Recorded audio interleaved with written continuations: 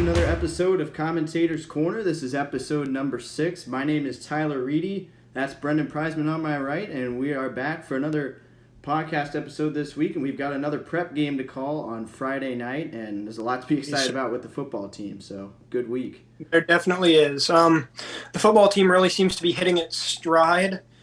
To be honest, this is the best I've seen the team play as a whole since I've been at the school.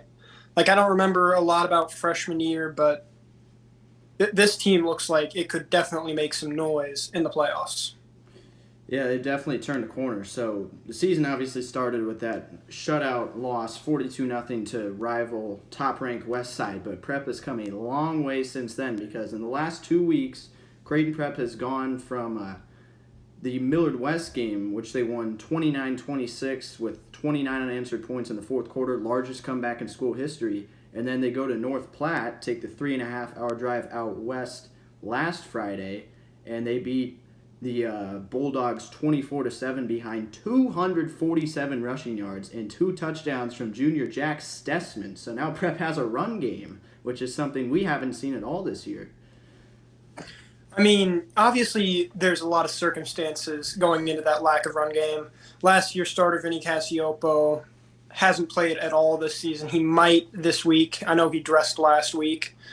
And Stessman was injured all of last year after tearing his ACL the first game. So it's been kind of inconsistent, but Prep does seem to have a running game, which is a little scary because, like you said, they haven't had that before. Yeah, and the run game only adds on to what already was a very talented offense. You got Sam Meisenberg, who's been quite efficient this year. It definitely seems like Prep is starting to cut him loose a bit more. He's starting to play a bit more aggressively in his throws, and that's leading to some more interceptions, but also some more touchdowns over the last few games. And then Alex Bullock, a wide receiver, has just been a machine. I think he has over 80 receiving yards in each of the last 4 games. 5 interceptions on the season as well, leads the team by a mile. And then A.J. Rollins, the Nebraska commit, he's got a few touchdown catches this year, but I don't think he's gone over 40 receiving yards in a single game on the season. So just think about what this Prep offense could be if he ever gets things going. It's scary. I mean, maybe they haven't needed to get it to him, honestly. And, Prep definitely improving.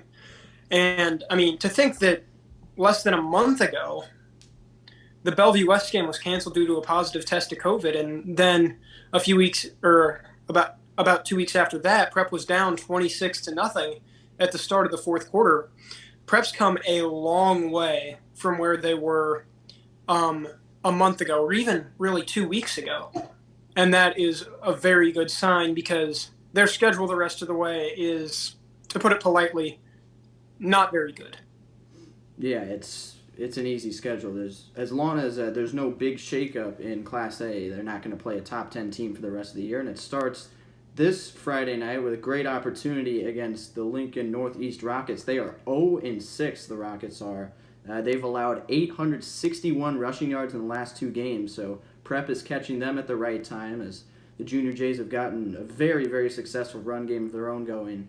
And they should be able to continue that against a Lincoln Northeast defense that has just been gashed all season. Mm-hmm. Yeah, definitely been a rough season for Lincoln Northeast. Their average scoreline of their games is 42-11 in favor of the opposition, and their closest game was a 21-6 loss. So Prep definitely catching them at the right time, hitting their stride going into the downhill part of the season. And Prep's defense will likely have a field day as well against this team. 12 total turnovers so far this year for Lincoln Northeast. 11 of those are interceptions. And when you're going up against Alex Bullock, one thing you can't do is throw 50-50 balls.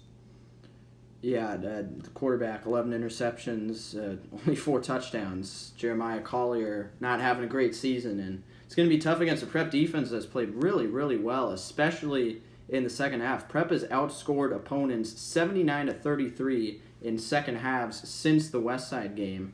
And this defense has really been impressive against the run. They really struggled late last season against the run game. It was bad, but now they're shutting down opposing rushers. Guys that are routinely running for 100 yards plus are running for less than 100 against Prep. So encouraging sights all around for the Junior Jays.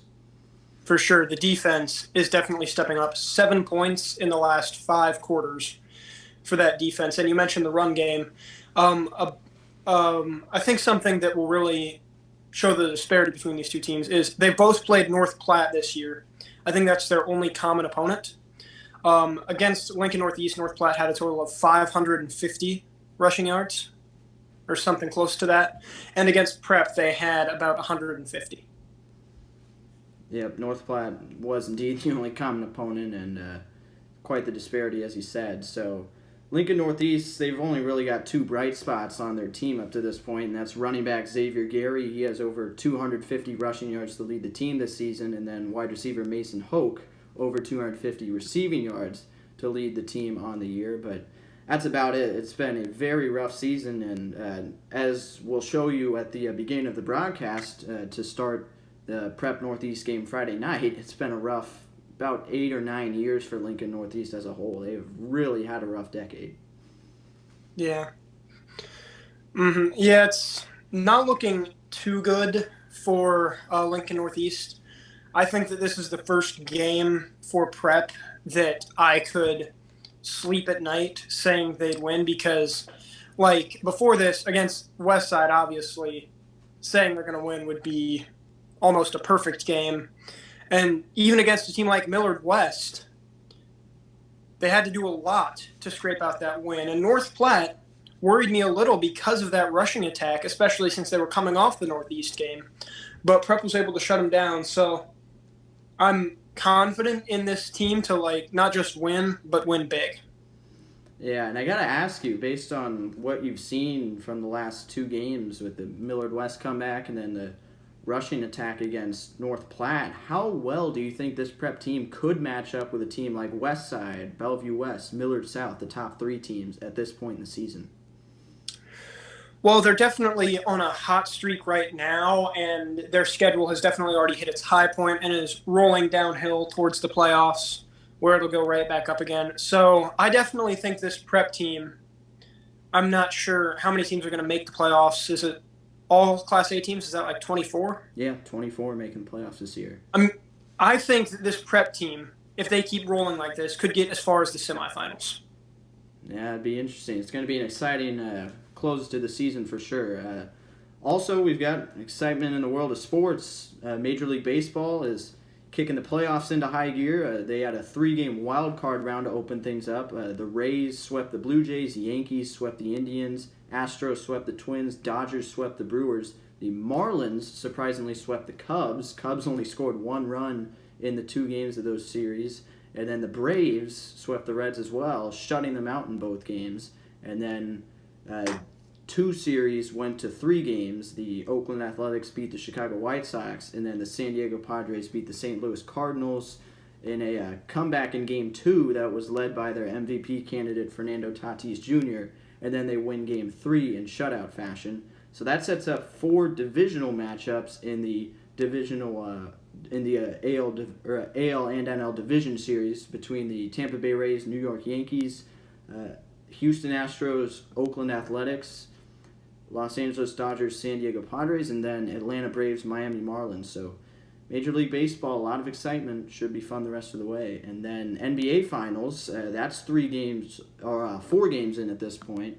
Games 1 and 2 went to the Lakers. Anthony Davis, LeBron James both scored over 20 in those games. But then Game 3, the Heat come back with 40 points from Jimmy Butler and win that game. But then Game 4, Lakers win, holding Jimmy Butler to 22. So now the Lakers can clinch the championship Friday night in Game 5. Mm-hmm. Yeah, the Lakers are just the better team. They've got LeBron James and Anthony Davis, who are, at worst, 2 of probably the top 5 players in the league right now. And their role players have been stepping up, especially last night. Contavious Caldwell-Pope for the Lakers, 15 points, stepped up big in the 4th quarter. So I think that the Lakers are going to be able to close out the series on Friday night. And then the WNBA also had their finals recently. The Seattle Storm swept the Las Vegas Aces to win a title. Breanna Stewart named Finals MVP. She tore her Achilles about 2 years ago and missed last WNBA season, but she came back and She looked very good, finished second in the regular season MVP voting, and easily won the finals MVP. So congrats to Seattle. Yeah, quite the comeback for Breanna Stewart, and quite the win for Seattle. So NBA Finals about to finish up, most likely either this Friday night or early next week. And then college football continues to roll its season on with some big upsets again this week. We've seen a lot of upsets in the first few weeks of this season, namely in the Big 12, which is where your team, the Texas Longhorns, were ranked 9th and lost to unranked TCU. But then Oklahoma, Texas's rival, lost to Iowa State. So now Oklahoma State is the only remaining team in the top 25 from the Big 12. So who's going to win this conference? Well, I don't think Oklahoma State's the only top 25 team.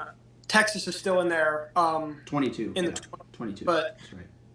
I think that it's either Oklahoma State or Texas at this point. Oklahoma is sorely missing those transfer quarterbacks. They have to rely on homegrown talent, and homegrown talent isn't working out for them, which causes me great joy.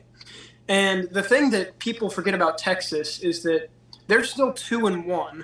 So if they can win out, which would include a win over Oklahoma State, they basically automatically clinch a spot in the Big 12 title game. And I'm not saying that they could make the playoff, but a New Year's Six Bowl, I'd take it. And there were plenty of other big games in college football as well, not just throughout the Big 12. UCF also goes down to Tulsa, 34-26.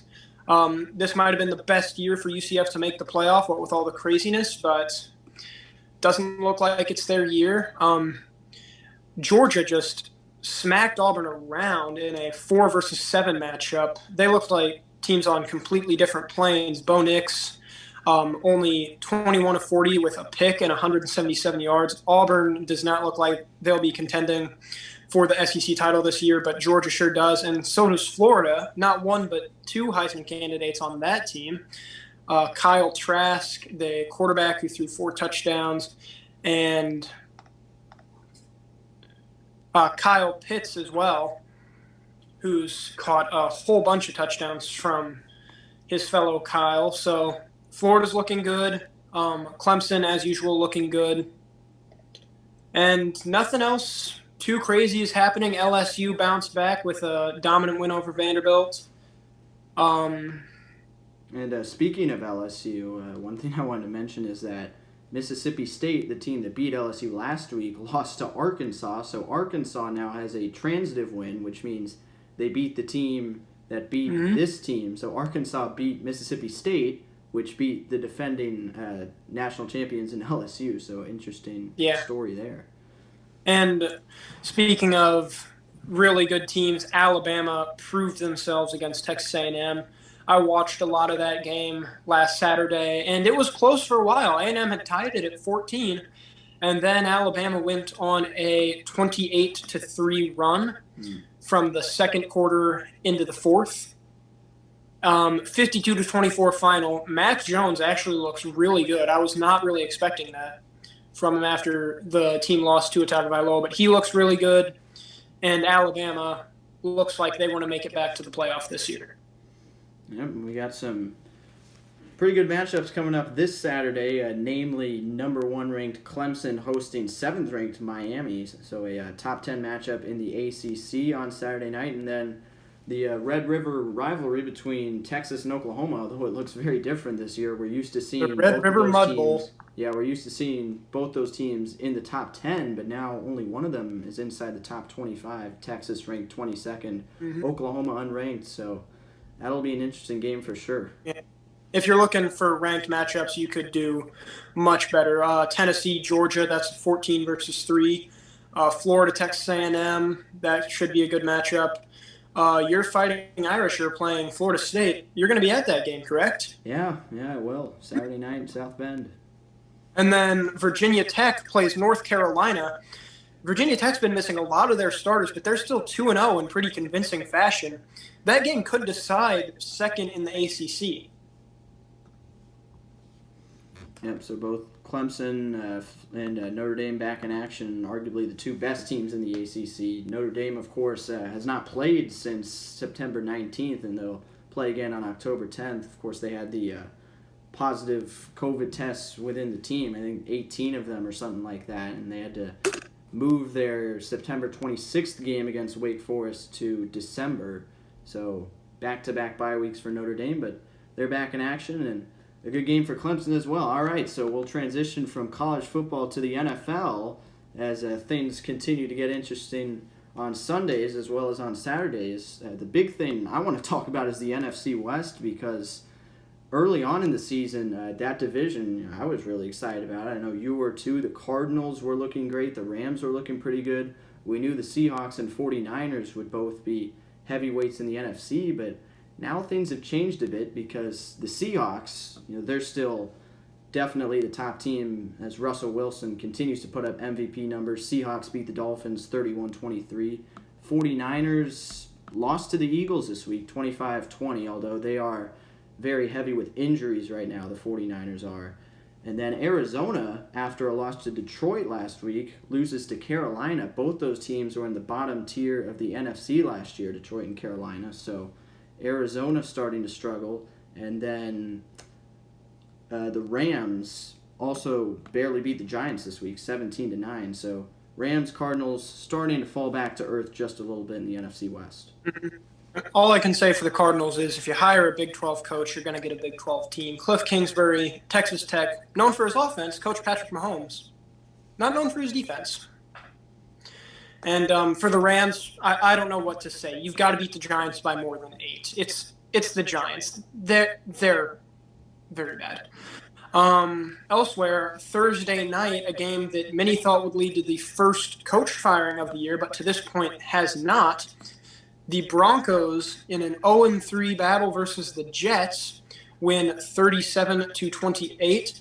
Brett Rippon, in I believe his first start of the season, threw for 2 touchdowns and 3 picks, but the Jets unable to get the win, and Adam Gase's seat, if it was hot before, it is on fire now. However, the real coach firing came down in Houston. The Vikings got their first win of the season against, to this point, the still winless Texans. Kirk Cousins played pretty well. Dalvin Cook had a nice game. And the Vikings beat the Texans 31-23. And then after Bill O'Brien's firing earlier this week, reports came out that he had argued with team leaders like J.J. Watt, and there was a player revolt that led to his firing. So that's very interesting. Also make J.J. Watt mayor of Houston immediately. He may have just saved the franchise. Yeah. Elsewhere, Joe Burrow got his first win as an NFL starter, 33-25, threw for 300 yards and a touchdown, and Joe Mixon had 150 yards and 2 touchdowns against the Jacksonville Jaguars. So the Bengals are now 1-2-1. Yep, and you mentioned the Bill O'Brien firing in Houston. I know you're very excited about that one as a Texans fan. Of course, the very odd trade of DeAndre Hopkins to Arizona that he made in exchange for David Johnson. He was already, people are already calling for his job at that point, but now Texans starting 0-4, he's out the door in Houston. Saints beat the Lions 35-29 this week. Michael Thomas might be coming back this week from that high ankle sprain. Saints definitely need him. They were on the ropes in the first few weeks of the season with a loss to Green Bay last week, but they get the win in Detroit. Tampa Bay beats the Chargers 38-31 in a nice shootout between Tom Brady and rookie quarterback Justin Herbert. Brady threw for 5 passing touchdowns. And the Buccaneers starting to come around a bit on offense, starting to look a bit better, more like the team everybody was hyping up in the offseason. That's for sure. The Cleveland Browns might be legit. They're 3-1 right now. They beat the Cowboys by double digits despite nearly blowing a big lead. Odell Beckham Jr., a trifecta of touchdowns against the Cowboys, and the Cowboys look bad. They're definitely not the only team, though, in their division that's bad. We already touched on the Giants and Eagles a little bit. The Eagles somehow in the lead of that division with a 1-2-1 record. And the football team was unfortunate enough to face a Super Bowl contender coming off a tough loss in the Baltimore Ravens. And Lamar Jackson basically had his way with their defense in a dominant Ravens win. In other news for teams that might be contenders, do we need to start talking about Josh Allen for MVP? I think so. I think he's I right think there we with might. Russell Wilson and Patrick Mahomes at this point. Yeah. Patrick Mahomes is not up there. I'm sorry, but he's not. 30-23 win for the Buffalo Bills. They're 4-0 and tops in their division. Very interesting. Another guy inserting his name into the MVP conversation. Aaron Rodgers played on Monday night, still playing angry. 4 touchdowns against a gashed Falcons team that just really looks dead inside at this point. And Dan Quinn's job is probably pretty close to over. So the Packers moved to 4-0. And the other Monday night game, a game that almost didn't happen thanks to a positive test for Patriots quarterback Cam Newton.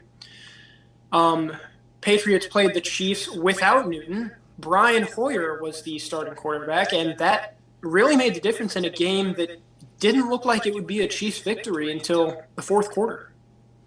Yeah, Chiefs got off to a very sluggish start. Of course, that New England defense has really been the only one that's consistently been able to shut down Patrick Mahomes since he became the full-time starter in 2018. Mahomes has played the Patriots 4 times now, and New England has done the best out of all the teams he's faced. But Chiefs able to pull out the win 26-10. Now, you told me during lunch, I think, on Tuesday, that you think Cam Newton, if he had started that game for the Patriots, would have been able to beat Patrick Mahomes. That's an interesting opinion there.